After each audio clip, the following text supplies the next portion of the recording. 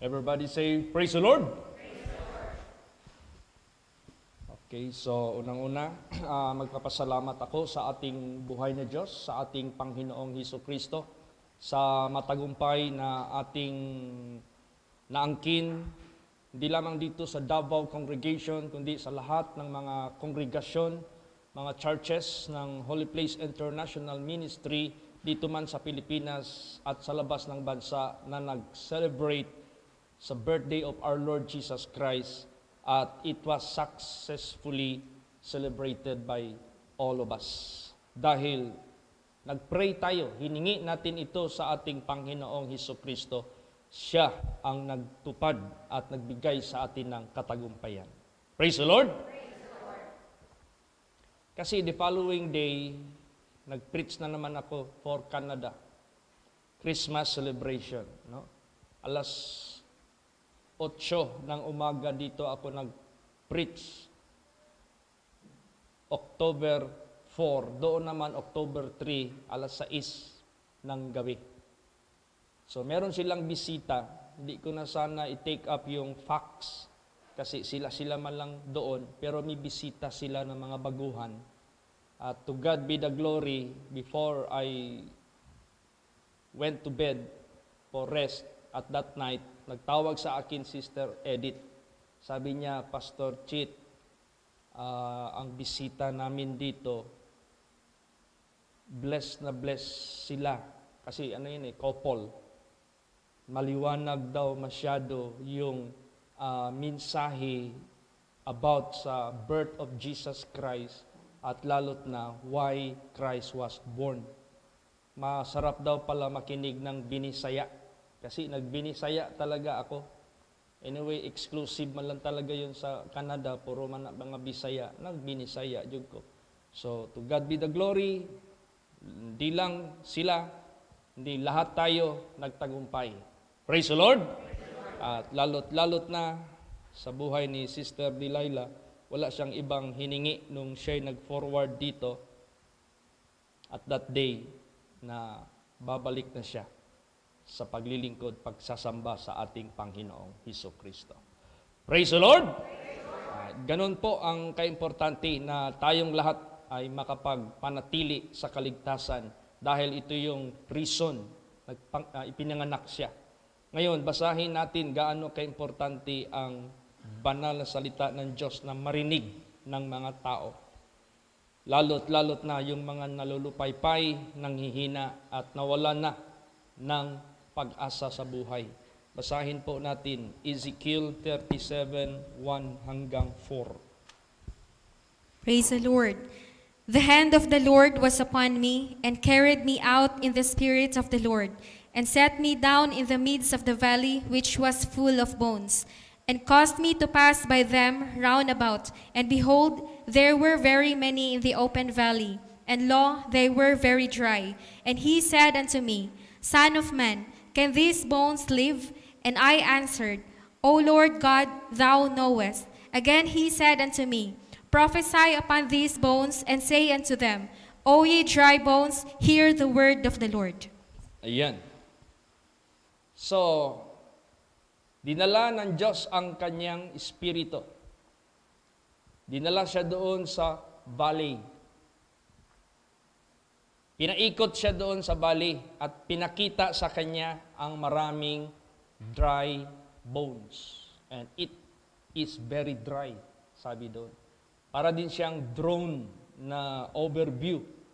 Yung nakita niya doon sa valley na puro mga dry bones, napakaraming mga dry bones.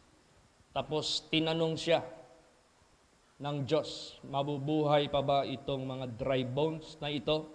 Sabi ng prophet Ezekiel, kayo lang po ang nakakaalam.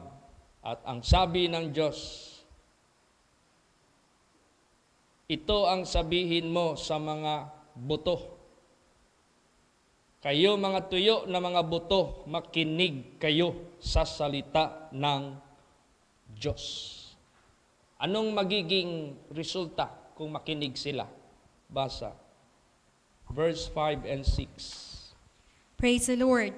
Thus saith the Lord God unto these bones, Behold, I will cause breath to enter into you, and ye shall live. And I will lay sinews upon you, and will bring up flesh upon you, and cover you with skin, and put breath in you, and ye shall live, and ye shall know that I am the Lord. Ayan. Yan ang mangyayari. Kung makinig sila sa salita ng Diyos, bibigyan sila ng hininga, papasok sa kanila, at mabubuhay sila. Dadalhin at bibigyan sila ng lahat ng mga nawala sa kanila para lang sila mabuhay.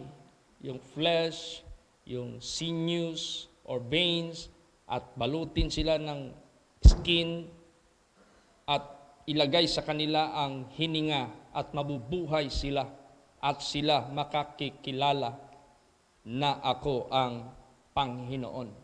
Napaka-importante na ang tao makakilala sa Panginoon, that ye may know that I am He. Yan ang sabi ng ating Panginoong Diyos. That ye may know and believe me that I am He. Yun ang pinaka-importante. So anong ginawa ng propeta? Nag-prophesy siya. Nagsalita siya. Sinabi niya doon sa valley na puno ng mga dry bones. Basahin natin 7 hanggang 10. Praise the Lord. So I prophesied as I was commanded, and as I prophesied, there was a noise, and behold, a shaking, and the bones came together, bone to his bone.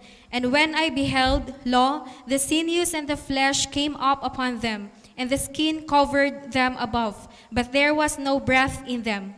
Then said he unto me, Prophesy unto the wind, prophesy, son of man, and say to the wind, Thus saith the Lord God, Come from the four winds, O breath, and breathe upon these slain, that they may live. So I prophesied as he commanded me, and the breath came into them, and they lived, and stood up upon their feet, an exceeding great army.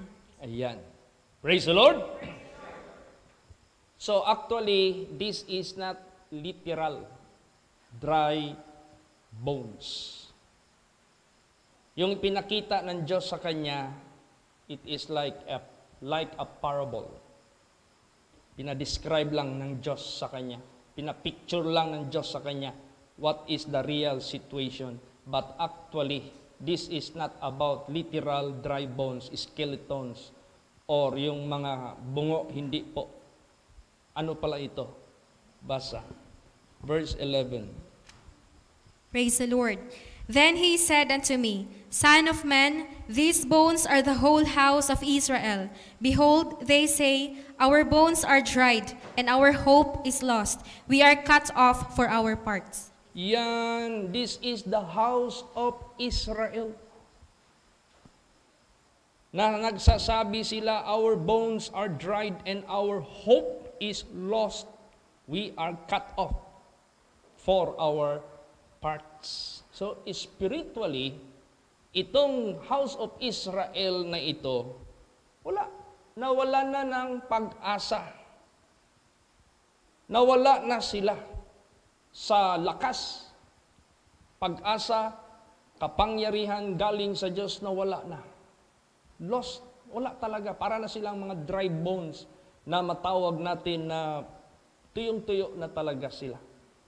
Kaya, yun ang pangako ng Diyos. Ito yung dinescribe ng Diyos ng husto. Ano ang status ng Israel? Anong gusto ng Diyos? Bakit kailangan makarinig sila ng kanyang word? Ito ang gagawin ng Diyos sa kanila. Basa 12 hanggang 14. Praise the Lord. Therefore, prophesy and say unto them, Thus saith the Lord God, Behold, O my people, I will open your graves, and cause you to come up out of your graves, and bring you into the land of Israel. And ye shall know that I am the Lord, when I have opened your graves, O my people, and brought you up out of your graves, and shall put my spirit in you, and ye shall live, and I shall place you in your own land. Then shall ye know that I, the Lord, have spoken it, and performed it, saith the Lord. Yan. Wala na pala sa kanila yung Spirit of God. Pag wala na ang Spirit of God sa isang tao, kahit buhay ka, physically, yet you are so dry spiritually. Tuyo. Wala. Wala yung Spirit of God sa buhay mo. You are dead spiritually. Kaya nga, sabi dito, bubuksan ko ang inyong mga libingan.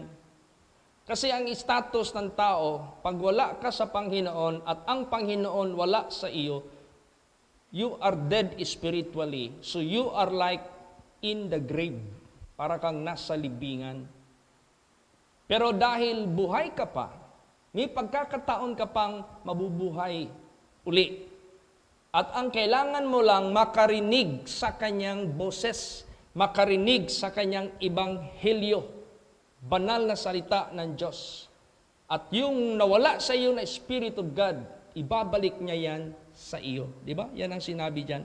Therefore prophesy and say unto them, thus saith the Lord God, behold, O my people, I will open your graves and cause you to come up out of your graves and bring you into the land of Israel, and ye shall know that I am the Lord when I have opened your graves, O my people, and brought you up out of your graves, and shall put my spirit in you, and ye shall live, and shall place you in your own land, that ye shall know that I, the Lord, have spoken it and performed it, saith the Lord. Di nabuhay sila. Nung nagkwento kami ni Sister Delilah, nag-fellowship kami sandali last October 3. Sabi niya, Pastor Chit, hindi ko ganong naintindihan yung ibig sabihin niya at first. Sabi niya, nagsimula akong gusto nang magbalik talaga kay Lord Jesus Christ. Yung nagsimula yung internet. Akala ko ano yung ibig sabihin niya na internet. Yung pala yung nagsimula tayo nag-live sa internet, through internet. Secretly, nakikinig siya na nakikinig, nakikinig na nakikinig. Nabuhay siya. Spiritually. She was able to, what? To stand up and come out from the grave. At nilagay ng Diyos ang Spirit niya sa kanya. And now she knows that He is the Lord God. And she is now here with the Lord. And the Lord is with her. Simula, Word of God. Praise the Lord. Word of God. At madami ang nagtitestify na itong Word of God na naririnig nila, nagbigay ito ng malaking impact sa buhay nila na nagbago, nagsisi, nagkaroon ng pag-asa, nagkaroon ng pananampalataya, nagkaroon ng pag-ibig, nagkaroon ng pagtatalikod sa kanilang kasamaan. Daming idinulot sa kanila. Ibig sabihin yan, exactly the same ang nangyari sa mga dry bones sa valley na yan na ipinakita kay Prophet Ezekiel. Mabubuhay pa ito sila. Pakinggan mo lang sila sa Word of God. Kami naman na ginagamit ng Diyos. All we have to do is to keep our lives clean. Bakit? Dito dumadalo yung Holy Spirit sa aming buhay. Ang amin lang, i-keep lang namin yung buhay namin na malinis. Para yung Spirit of God, tuloy-tuloy ito magbigay ng Word of God na walang hinto. Para busugin kayo, para isatisfy kayo, para buhayin kayo. At kayo naman din na mga anak ng Diyos, manatiliin ninyong kalinisan ninyo dahil sisidlan kayo ng ating Panginoong Diyos. And God has a purpose in your life. Hindi kayo maging barren and fruitful dyan sa larangan ng gawain sa kaharian ng ating Panginoong Diyos. You will become useful. You will become His instrument. You will become His servant. Co-laborers of God, kumbaga pa. Praise the Lord! Dahil hindi lang kami ang maglilinis, kayo rin, na tumatanggap sa banal na salita ng Diyos, para kayo rin ay magturo din sa iba. O yung aking kapatid na si Wing Wing, nag-surrender. Pero sa pagpakinig niya sa live, tumating ang panahon, nag-resign yan sa trabaho. Dahil ayaw na niyang magpantalon. That is not an easy. Sabi ko, magkano palang sweldo mo dyan, Wing? Hindi rin maliit. Pero nag-sacrifice siya. Eh paano yung mga bills ninyo? Meron kayong bahay, meron kayong car loan. Sabi niya, God will provide, kuya. Praise the Lord. Ngayon, parang umatras lang siya sandali, humingi ng buwelo sa Panginoon na magbagong buhay siya, wala ng short pants, wala ng pantalon, lahat-lahat na. Then, nag-reapply siya sa company. Hindi naman siya talaga nag-resign. Kundi umatras lang siya, keep distance, nag-leave lang siya. Pero, naghingi na siya ngayon ng sa company na kung maari mag-skirt siya. Ngayon, under process pa. Praise the Lord! Sabi ko, ganun. Kang matakot, Wing. God is the God of all. Siya ang Diyos sa lahat. Pag siya ang panindigan mo. Marami siyang life testimony sa akin na dumarating yung mga extra blessings na hindi dati nangyayari sa kanya. Na hindi dati nangyayari na experience niya. Sabi niya, Kuya, wonderful si Lord Jesus Christ. Dumarating yung blessing sa buhay ko, which I never expect it, which I never thought. Hindi niya talaga inisip. Sabi ko, promise yan ni Lord Jesus Christ. Saan? Saan siya na-revive? Sa pagpakinig sa Word of God. Praise the Lord. So hindi basta-basta, you cannot stand up, you cannot come out from the grave, except God will give you His Spirit, or else you will remain as dead. Parang patay ka rin. Kaya napaka-importante na ihayag. Salamat tayo sa system ng ating life dahil na-improve ito by the grace of God. Praise the Lord.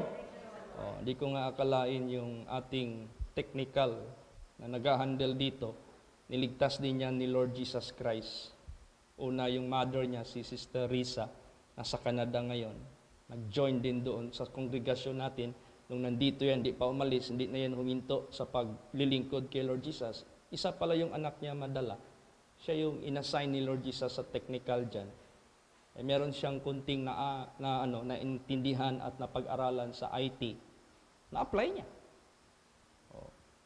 Yung mga viewers natin, maraming nagko-comments, Pastor Chit, ang boses mo, too loud. Okay.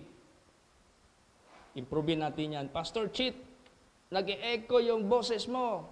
Masyadong, hindi namin intindihan. Okay, improve. Hanggang sa lahat ng mga suggestions, sa lahat ng mga comments na na in-address nila sa kanilang pagpakinig, na-improve natin lahat yan at na-correct. Ngayon, to God be the glory. Almost perfect. Kasi ang importante kasi yung clarity ng pag-receive nila sa Word of God. Na clear talaga, na maintindihan talaga. At to God be the glory, yung heart's desire ko. Nung una pa ako nag-iisip, paano kaya ito? Kung magbigay ako ng Word of God, mag-plus yung verse. Iniisip ko na yan noon. So, not knowingly, it was granted by our Lord Jesus Christ at marami ang naka-benefit. Devotional, magtanong ko kay Sister Joyos. Ilan ang nag-join sa live? Iba yung viewers na later, nag-view sila kasi hindi nagtukma yung schedule nila manood. Actual na nag-live. Sabi ng asawa ko, hindi bumababa daddy sa 50. Tapos dumarating pa minsan sa 60. Minsan umaakit pa sa 70. Oh, praise the Lord. Devotional ha. Dami na yan. At saka yung nagla-live dyan, hindi lang isang tao yan. Minsan, meron pa yung anak, meron pa yung asawa. Sabi ko, Lord Jesus, marami pong salamat. Kaya, itong technology na ito, na i-grant ng ating Panginoong Hesukristo, para lang mahatid yung kanyang word doon sa mga nawalan na ng Spirit of God na kailangan sila ma-revive at mabuhay. So, i-pray natin ito that this could reach as far as even to the mountains. Basahin natin yan. Ezekiel 36:1. Praise the Lord. Also, thou son of man, prophesy unto the mountains of Israel, and say, Ye mountains of Israel, hear the word of the Lord. Yan. Also, thou son of man, prophesy unto the mountains of Israel, and say, ye mountains of Israel, hear the word of the Lord. Ibig sabihin yan, mountain that is unreachable areas. But by the power of God, that will become reachable. Reach the unreachable. Praise the Lord. Ratingin natin yung hindi kayang marating. Ang ilang bansa kaya ang nakikinig sa ating live, mga anak ng Diyos, which most of them are regularly. Sino pa ang na-revive? Isa dyan si Brad Jared. Sabi niya sa akin, hindi man gaano active yan sa spiritual life niya. Easy-easy lang niya na yan, bata na yan. Anong share niya sa akin? Sharing siya. Pastor Chit, secretly, dito sa barko. Pag may chance ako, I am listening every day and night to your preaching. At marami akong natutunan, na-convict ako, na natamaan ako. Sabi niya, ngayon ko naintindihan, ngayon ko na-realize ang lahat ng pagkukulang ko. Kaya I am asking forgiveness kay Lord Jesus Christ. Kasi nung nandyan pa ako sa land, damang-dama ko yung pag-isi-isi ko. Damang-dama ko yung hindi ko binibigyan ng importansya yung spiritual life ko. Ngayon, to God be the glory. Tingnan mo, pagbalik niya. Kaya nag-donate siya ng isang lechon sa October 3. Kaya pinapicturan ko para makita niya, ito na yung lechon mo. Dalawa ito, yung isa kay Brad Benito Tan. Ito naman, isa sa iyo. Salamat sa iyo. Love para sa gawain ng Diyos. Di nakatikim lahat. Praise the Lord. Ubos yung lechon. Kaysa ipatingin lang natin yan, tapos hindi yan ibigay sa lahat. Ano talaga? Said. Sabi ko, Lord, salamat po. Hindi ko kalain na ganun karami. Tama yung sinabi ni ano.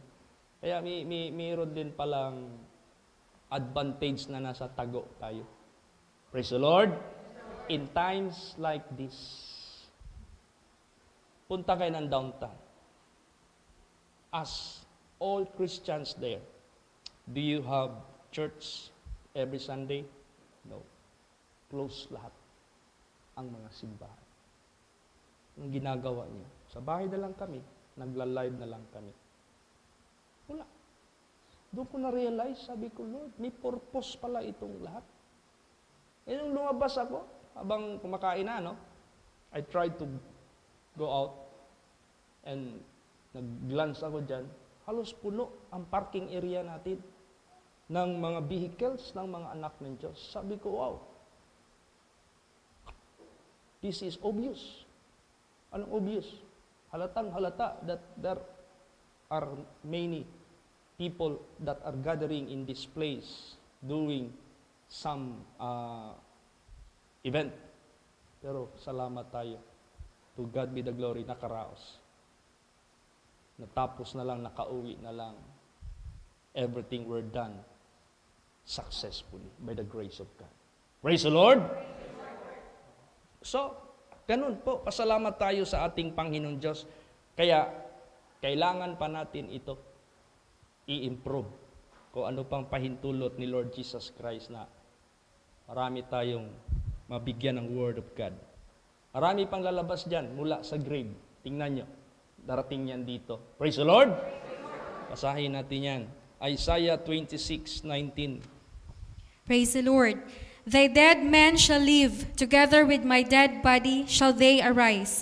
Awake and sing, ye that dwell in dust, for thy dew is as the dew of herbs, and the earth shall cast out the dead. Yan, marami pang mga patay na mabubuhay. Kasama ng mga patay, sila po ay babangon at gigising at aawit para sa Panginoon. At sila nanahan dyan sa alikabok. Ibig sabihin yan, once it is already dust, it's been long time, dead already. Kung bilangin siguro ni Sister Delilah, yung years na nawala siya sa dito, dust na siya. Yeah. Ano man lang, siguro mga 20 years, dust ka na eh. Praise the Lord. Ang naalala ko pa sa kanya, kaya gusto ko sana siyang tanungin eh, mamaya eh, Sister, saan na yung Pinoy na sasakyan mo na grabing serbisyo yun noon. Hatid, sundo yun doon sa airport para magsakay ang mga anak ng Diyos ng puff plane.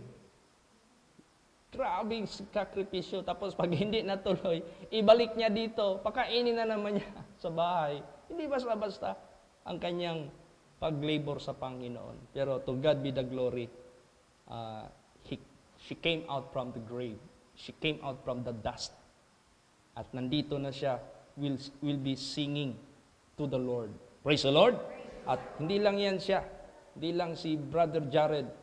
Kundi marami pang mga anak sa Diyos. Someday, gagawin niya ng Diyos. Ano pa? Yung mga bingi. Anong bingi? Wala nang simba-simba. Bingi nga eh. Hindi na makarinig eh. Oo. Yung mga bulag, hindi ko na nakikita. Hindi na rin ako nakikita nila. Darating ang panahon. Makarinig na yan. Makakita na yan. Praise the Lord. Kahit hindi yan magpunta dito personally, pero makikita ko yan sila, mag-comment yan sila eh. Meron dito si Brother Mel Elliot. Isa yan na hindi ko pa na-met personally, but regularly. Taga Mandaluyong po yan. Na-testimonihan po yan ni Brother Roger Serrano. At hindi na siya humihinto. Tuloy-tuloy. Nakikita niya tayo, naririnig niya rin. So, yung mga bingi, nakakarinig. Yung mga bulag, nakakakita. Basa. Isaiah 42:18. Praise the Lord. Hear, ye deaf, and look, ye blind, that ye may see. Yan, makinig kayo mga bingi. Tumingin kayo mga bulag para kayo makakita at makarinig. O di, praise the Lord. Salamat tayo kay Lord Jesus Christ. Rumarami. Tapos, na-improve din yung pag-win natin sa kaluluwa. Meron tayong isang active masyado na nakarating na yan dito, si Sister Vivian Cervantes. Taga Surigao City yan. Isa yan na na-save doon sa pagpunta namin ni Pastor Bibot Salbalosa. Nagkrusada doon sa Surigao City. Lagi iyang nag-i-introduce sa akin ng mga masakitin doon. Kasi lahat ng mga masakitin na pinapaprehan niya, most of them, basta manindigan lang sa Word of God, gumaling. Kaya kanina nag-text na naman siya sa akin. Meron naman siyang paprehan na, taga Bohol ba yun? Tatawag na naman daw sa akin. Sabi ko, sige. So na-improve. Bakit na-improve? Ang ginagawa ko, yung mga na ano sa YouTube na download, o na-upload ba yan? Ano ba yan? Upload, download. Ha? Upload. Sabi ko, Sister Vivian, bago ako mag-pray sa gusto mong paprayahan mo sa akin, papakinggan mo muna siya ng Word of God. Kasi kung prayhan ko yan diretso, mahulog na tayo ng albularyo. We are looking for their spirituality, not only for the physical benefit, for the healing. Sige po. Mag-send ako doon ng mag-pray ako kay Lord Jesus, magpunta ako sa channel ko. Meron tayong channel YouTube channel. Paglabas ng YouTube channel, nandun lahat 'yun. Pili lang ako doon. Lord, ano bang status ng may sakit ito? O yung mga title na nakalagay doon, kung ano yung leading ni Jesus, yun ang i-click ko, i-send ko. Sabi ko, Sister Vivian, after matapos niya lahat yan, tawagan mo ako ulit, ha? Doon. Maybe almost an hour. Tatawag sa akin, Pastor Chit, tapos na po nakarinig. Kahit hindi ako nakapunta doon personally, I was able to share the Word of God. Praise the Lord. YouTube yan eh. Makita mo yung nagsasalita, maririnig mo. Yung mga bingi nakakarinig, yung mga bulag nakakakita. O di, meron ng laman ang kanyang isip, puso, sa banal na salita ng Diyos. So all I have to do, finishing touches. O sige, magsisi ka. Hingi ng kapatawaran. O, may faith na siya, na nakarinig ng Word of God. Pray. Yun. Kaya sabi ko, Sister Vivian, whenever I will visit Surigao City, i-gather mo lahat yung mga pinagaling ni Lord Jesus dyan. Isa yan yung na-aksidente na lasing, na pag dala dyan sa hospital, ito, laglag itong panga, itong mata, tusok yan, daming damage. And they never thought, after the prayer, himala. Hindi man lang makitaan. Pag galing sa operating room, akala nila yung kanyang ulo puno ng bandage. Kunti lang mga bandages, nirepair na ni Lord Jesus Christ. Pagtawag sa akin ni Sister Vivian, punta ka dito, Pastor Chit, kasi mag-uwi na kami sa Surigao. Pagdating ko doon, hindi ko na nakilala. Saan yung pasyente na sabi mo mag-outpatient na? Ayan, nakaharap mo. Walang damage. Hindi ko makita yung bakas ng disgrasya sa mukha niya. Yung himala talaga. Dami nang nagpundo doon. Tapos naging active na sila ngayon sa pagpakinig ng Word of God. Tumawag sa akin si Sister Angeles ng Dipolog kanina ata sabi sa akin, Pastor Chit, kumusta na?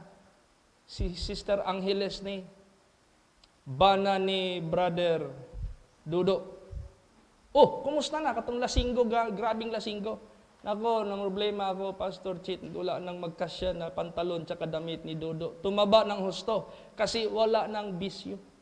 Praise the Lord. Sabi ko, ganun ba? Gila, tanungin natin yung size ng kanyang suot. At least kung magbisita man tayo doon, meron man lang tayong ma-share para sa kanila. Para masuportahan din, kahit sa kaunting pamamaraan. At nag-usap na kami ni Pastor Francis Diala na siya na lang utusan ko magbisita doon. Kasama niya si Pastor Alex kasi mas adjacent siya kaysa Zamboanga City. At saka yung Zamboanga busy, hindi sila makakilos. Ginagawa pa nila yung construction nila. Sabi ko, sige, after October 3, we will be busy in visitations. Praise the Lord! Maging busy na tayo. Kaya, tingnan mo. Ano sinabi ni Lord Jesus Christ? This is the time. This is the hour. That those dead who are in the grave shall hear His voice. Basahin natin yan. John 5:25. Praise the Lord. Verily, verily, I say unto you, the hour is coming, and now is, when the dead shall hear the voice of the Son of God, and they that hear shall live. Yan! Darating ang oras at ngayon na ang panahon na yan, na ang mga patay makarinig sa tinig ng anak ng Diyos at mabubuhay sila. These are not related sa mga patay sa physical, ha? Patay ito sa spiritual. Wala mang patay sa physical makinig pa sa Word of God. Wala. So, ito yung mga tao na wala pang Spirit of God sa kanila dahil hindi pa nila naunawaan ng husto yung Word of God na narinig nila. O hindi pa dumating yung calling ng Diyos sa buhay nila. Kaya nandyan pa sila, babad pa sa libingan ng kanilang spiritual. Pero darating ang panahon, sabihin ng Diyos, let them hear my word. Mabubuhay yan sila. Yung bingi makarinig, yung bulag makakita, yung mga patay mabubuhay spiritually. Then, after for few moments sa buhay nila, anong mangyari? Last verse. John 5:28 and 29. Praise the Lord. Marvel not at this, for the hour is coming, in the which all that are in the graves shall hear His voice, and shall come forth, they that have done good unto the resurrection of life, and they that have done evil unto the resurrection of damnation. Yan. Huwag kayong magtaka sa ito. Darating ang oras, lahat na mga nasa libingan makarinig sa tinig niya. So, God will cause all the people of the world who are spiritually dead hear His voice. No? Kaya nga, and this gospel of the kingdom shall be preached unto the whole world as a witness unto all nations. Lahat. Then, matapos ang buhay ng tao, yun na. Resurrection na. Nakarinig ka na ng Word of God. Anong ginawa mo? Hindi mo ginawa, gumawa ka pa rin ng masama, namatay ka. Nakarinig ka ng Word of God, nagsisi ka, tumalikod ka sa kasalanan mo, hindi ka na bumalik ng kasalanan, namatay ka sa katuwiran. Pagkatapos, ano nang sunod? Yun na. And shall comfort they that have done good. Buhay, mga buhay ito. Nung una, buhay sila. May nagawa silang mabuti, di buhay sila noon. Unto the resurrection of life. Ito yung nakarinig sa Word of God na gumawa ng mabuti, gumawa ng tama. Then sumunod sila sa salita ng Diyos na napakinggan nila. Mamatay sila, then darating ang panahon, i-resurrect sila doon sa buhay. And they that have done evil, unto the resurrection of damnation. Kahit nakarinig sila sa Word of God, pero gumawa pa rin sila ng masama, namatay sila, bubuhayin din sila ng Diyos, pero unto damnation. What is damnation? Condemnation of eternal punishment in hell. That is damnation. Kaya, salamat tayo kay Lord Jesus sa technology na ibinigay niya sa atin by the grace of God. Napanood niyo ba yung representation natin? Ang ganda. Clear na clear yung drama kung paano ipinanganak si Lord Jesus Christ. Clear na clear yung presentation ng mga children, how they told the story about His birth. Hindi lang story, meron pang kanta, We Are the Reason. Marami dang umiyak doon. Praise the Lord!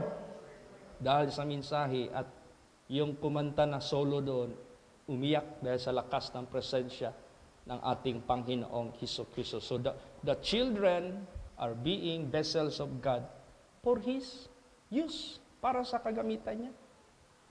Ultimo si Charlene na aking pamangkin, hindi ko inaakala na ang ganda ng boses din niya. Praise the Lord! So lahat ng mga anak ng Diyos dyan na nag-present, yung mga magulang, pag yan na magsalita, tinang ko yung magulang, ikunin ko yung matas kanila, ay saya-saya ng mga magulang. Praise the Lord. Masyado.